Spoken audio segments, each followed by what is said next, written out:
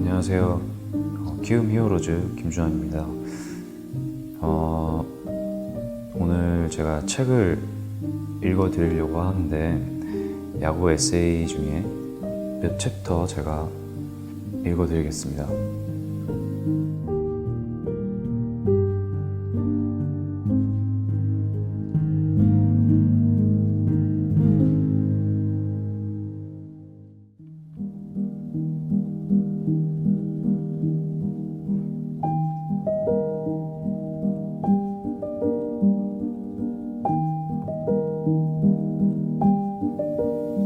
그어진 선 바깥으로 불시착한 하얀 공이 있다. 그건 잘못된 것이다. 그렇다고 아웃은 아니다. 공은 상대팀 수비수의 손에 들어가지 않았고 땅바닥에 닿았거나 관중석으로 제 몸을 숨겼다. 그것을 우리는 이렇게 부른다. 파울. 다른 운동 종목에서 파울은 흔히 반칙이라는 의미를 갖는다. 축구에서 파울을 하면 프리킥을 주고 장소에 따라서는 페널티킥을 준다. 심하면 퇴장도 당한다. 농구에서 파울을 5개 범한 선수는 군말 없이 코트 밖으로 나가야 한다. 핸드볼에서는 심한 파울의 경우 2분간 퇴장을 당하기도 한다. 야구에서 파울은 엄밀히 말해 파울볼이라고 하는 것이 더 적합할지 모르겠다. 하지만 파울이라고 하자. 볼은 어차피 볼이니까. 어차피라는 말은 늘 애석한 표정이다. 애석함을 뒤로하고 우리는 파울볼을 친다. 아니, 파울을 친다. 타자는 노리던 공이 들어오는 걸 느낀다. 공이 수석만하다는 게 이런 건가? 힘껏 당겨친다. 빗맞았다. 1루수가 슬라이딩을 한다. 그의 글러브를 스치고 떨어지는 타구. 그것은 파울볼이다. 몸에 붙은 낮은 공을 가까스로 쳐냈다. 공은 포수의 사타구니를 강타하고 공감의 탄성이 퍼지는 사이 아픔의 종소리가 울린다. 엎드린 포수 밑에서 아직도 흔들리는 공. 그것은 파울볼이다. 아직도 죽지 않은 좌타자는 더 예리하게 배트를 휘두른다. 예리한 각도에 맞은 타구가 자신의 발등을 때린다. 대놓고 아파할 수도 없는 자학의 완결. 그것은 파울볼이다.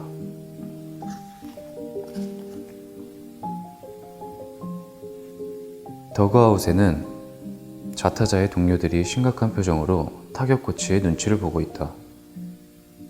어제 그제 낸 점수는 다 해서 4점. 그들이 앉아있는 더그아웃 중앙으로 성난 타구가 날아든다. 노닥거리던 선수들이 놀라 피한다. 그것은 파울볼이다.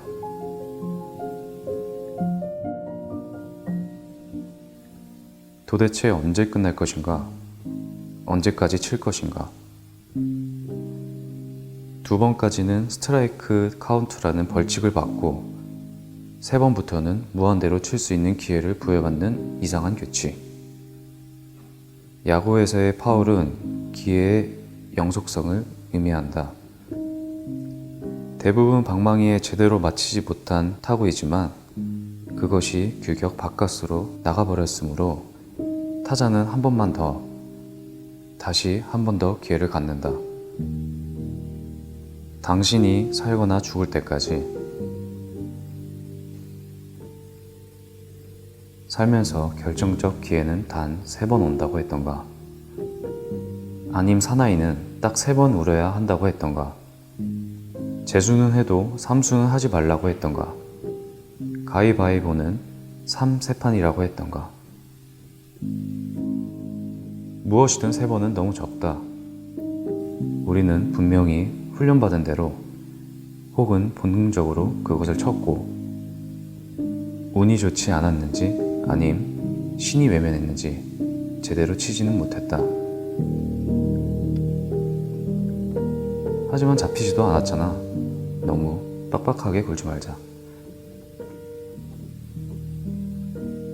저번 달 당신의 이력서는 종이 쓰레기로 버려졌다. 오랫동안 준비한 시험에 몇 문제 차이로 떨어졌다. 밤을 새고 코피를 쏟았건만 학점이 나오지 않았다. 내 모든 걸 다 줬는데 그녀가 냉정하게 떠나갔다.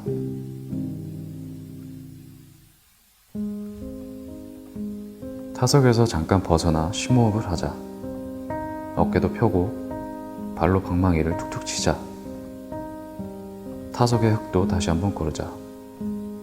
아직까진 파울이니까 괜찮아. 자포자기로 허리를 숙여 쓰리번트 대지 말고 가운데로 들어오는 공은 끝내 가만두지 않겠다는 마음가짐을 갖자. 파울은 그 마음가짐이 만들어낸 또 다른 기회다. 우리의 시간은 아직 마지막이라는 클러브에 들어가지 않았다. 당신도 나도 아직 죽지 않았어. 그러니까 힘내. 이런 말을 줄여서 파울이라고 부르기로 한다.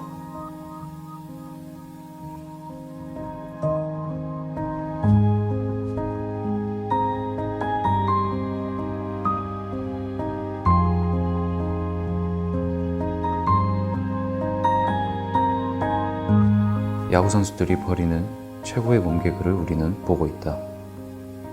경기는 그저 그랬고 야구를 보다 보면 그저 그런 경기도 있게 마련인데 그저 그런 경기를 직접 보러 간 것이 운이 조금 나빴을 뿐이다.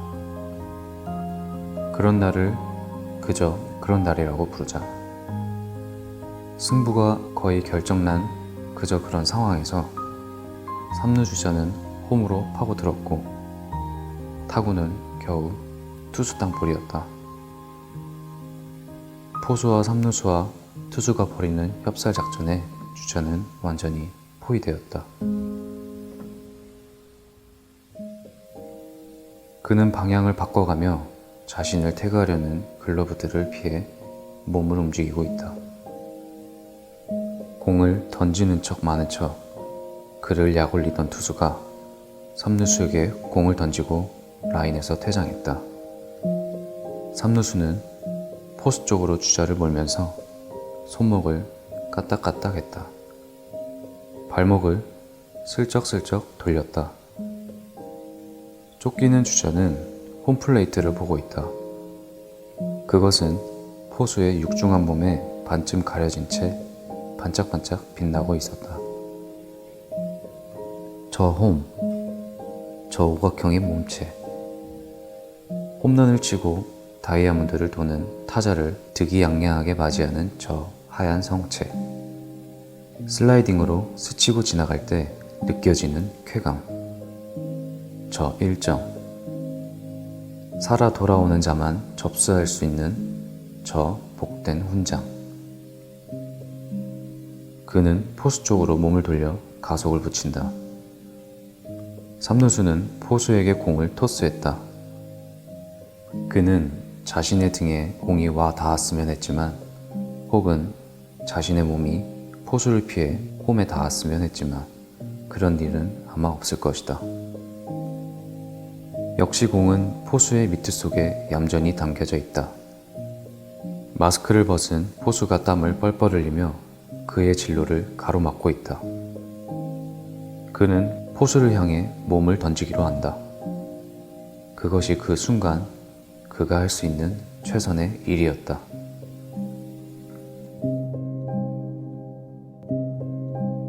물론 그는 우스꽝스럽게 넘어지면서 아웃된다. 다리에 힘이 풀렸을까? 포수는 고개를 갸웃거리면서 넘어진 그의 머리통에 미트를 툭. 이것 봐 친구, 이깟 게임이 뭐라고 그렇게 몸을 던지고 그래. 자네가 홈을 밟는다고 달라지는 건 아무것도 없어.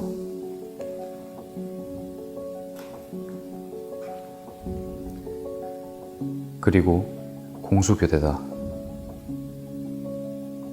그는 교체되었다. 이번 시즌은 팀도 그도 되는 일도 없고 그저 그렇다.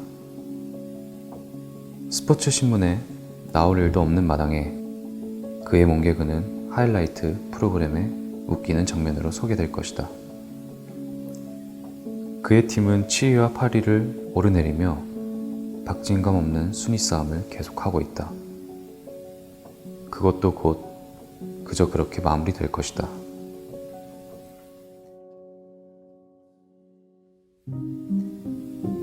다른 팀이 함성 속에서 가을 야구를 할 때 몇 년 동안 그들은 패배자의 얼굴을 하고 마무리 훈련을 했다.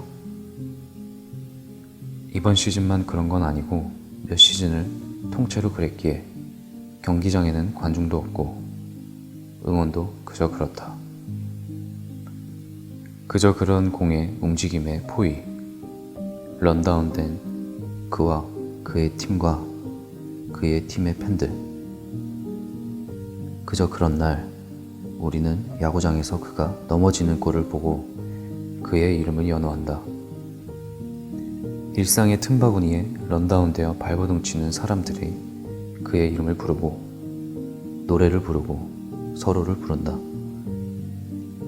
그의 유니폼은 더러워졌다. 그 더러움은 그가 그저 그런 선수가 아니라는 사실을 그윽하게 방증한다. 어쨌거나 우리도 최선을 다하고 있다.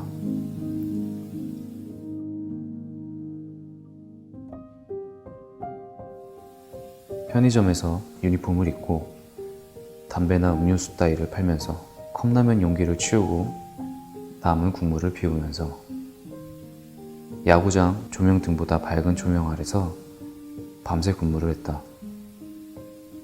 날짜 지난 삼각김밥을 먹고 화장실 갈 때는 문을 걸어 잠그고 그때마다 기다리던 손님의 볼멘 소리를 들었다. 그들은 술에 취해 있을 때가 많았고 꼭 편의점 앞에서 싸우거나 나에게 시비를 걸었다. 나는 최선을 다했으나 그저 그런 사람이라는 건 별 수 없는 사실이었다. 그저 그런 인간성의 사장은 최저임금보다 못한 시급을 주었고 최저임금을 제대로 받는 아르바이트생이 거의 없다는 이유에서 사장의 입장을 수용해야만 했다.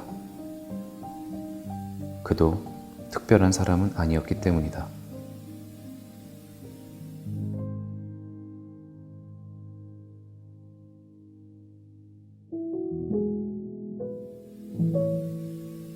그저 그런 새벽의 시간은 밤과 아침 사이에 나를 가둬놓고 내 몸을 공격해왔다.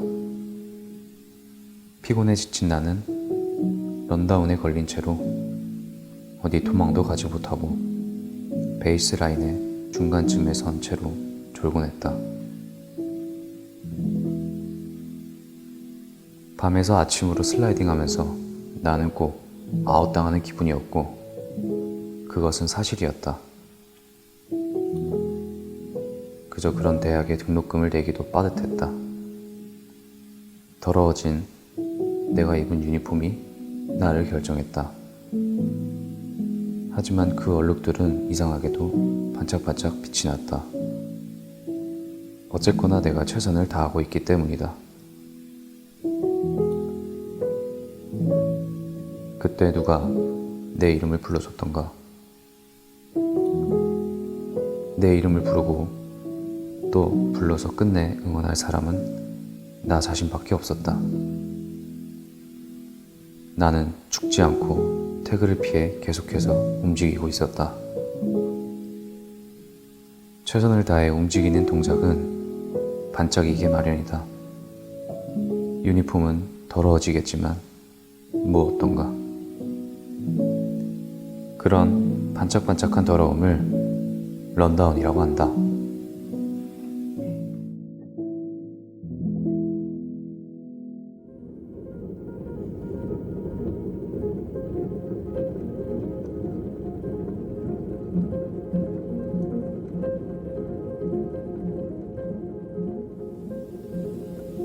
두 사내가 있다.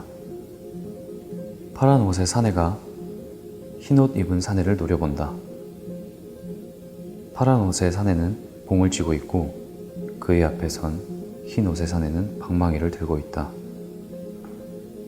불과 18.44m 앞에 녀석이 있다.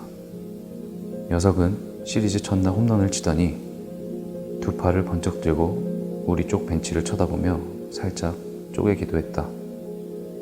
개념 없는 녀석. 한번 죽어봐라. 뜨거운 분노를 차가운 제구력으로 가다듬고 있는 사내는 강속구 투수다. 150km에 육박하는 공을 사람의 운동신경으로 피하는 건 어려운 일이다. 그는 던지고야 만다. 감히 우리 팀을 능욕해? 본때를 보여주마. 아플 거다. 알아서 잘 피해라. 공은 엄청난 회전이 걸린 채 성난 표정으로 타자에게 달려든다. 그리고 타자의 뒤통수를 스치며 등 뒤로 날아가 버렸다. 타자는 화가 났다. 그 공에 머리를 맞았다면? 갈비뼈가 부러졌다면?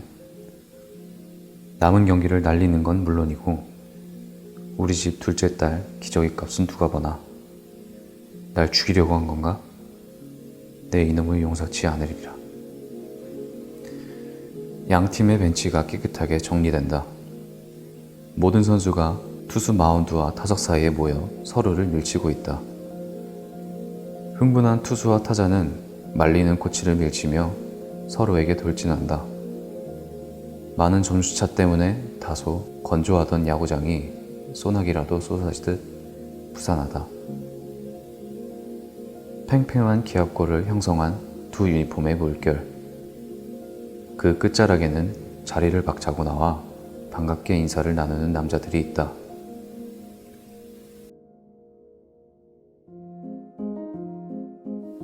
벤치 클리어링은 그런 것이다.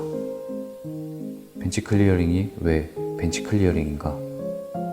벤치를 깨끗이 비우기에 벤치 클리어링이다. 뭔가 미묘한 분위기가 감지되면 덕아웃에서 불펜까지 우리 팀원을 위해 현장으로 달려나가는 것이다. 이때 튀어나온 속도로 그 팀의 순위를 가늠할 수 있다. 잘 나가는 팀은 당연히 팀워크도 좋다. 다만 나가서 다짜고짜 주먹질을 하고 싸우지는 않는다. 몇몇 최악의 경우를 제외하고 그들은 그라운드에서 만나 안부를 주고받거나 형한테 이러지 마라, 살살 해라, 혹은 오늘 너무 심한 거 아냐? 등의 말을 나누고 다시 자리로 돌아갈 것이다. 경기를 중계하는 캐스터와 해설자는 이러면 안 돼요 라고 하면서도 상황을 즐기고 있을지도 모른다. 그것도 경기의 일부라 친다면 날이면 날마다 오는 일부가 아니므로 그날 경기장을 찾은 관중은 복받은 것이다. 다만 너무 많은 시간을 소모하지만 않는다면. 그들은 팀이라는 조직 속에서 몸과 몸으로 연대하고 있다. 그러니 팀원의 편에 서서 상대편과 맞서는 건 당연한 일이다. 그러므로 벤치 클리어링은 경기의 일부다. 하지만 가장 중요한 일은 우리 팀의 동료들이 나를 위해 다이아몬드 복판으로 나와주었다는 것. 당신은 혼자가 아니라는 다이아몬드처럼 깨지지 않을 약속. 생각해본다. 내가 만약 세상이라는 투수가 던지는 강속구에 맞서는 타자가 되었을 때 누가 나를 위로해주지? 나를 위해 그라운드로 벼락같이 달려올 동료는 누구지? 친구들의 얼굴을 떠올려본다.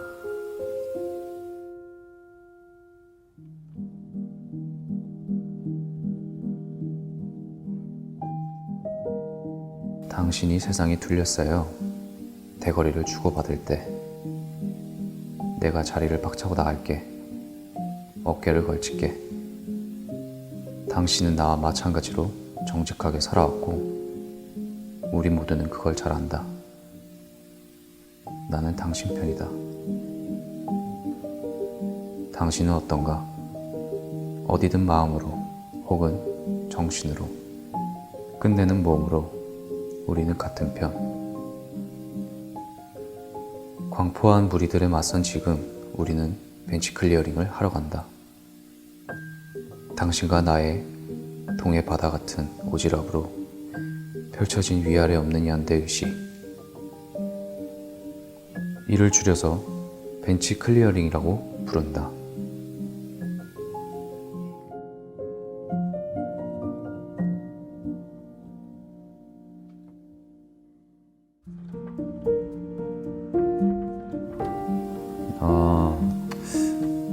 조금 더 뭔가 듣는 사람 입장에서 더 좋고 여기에 이입이 될 수 있도록 잘하고 싶었는데 아직은 처음이라 제가 좀 서툰 것 같아요. 다음에 또 만약에 기회가 있으면 다시 한번 제대로 하고 싶네요.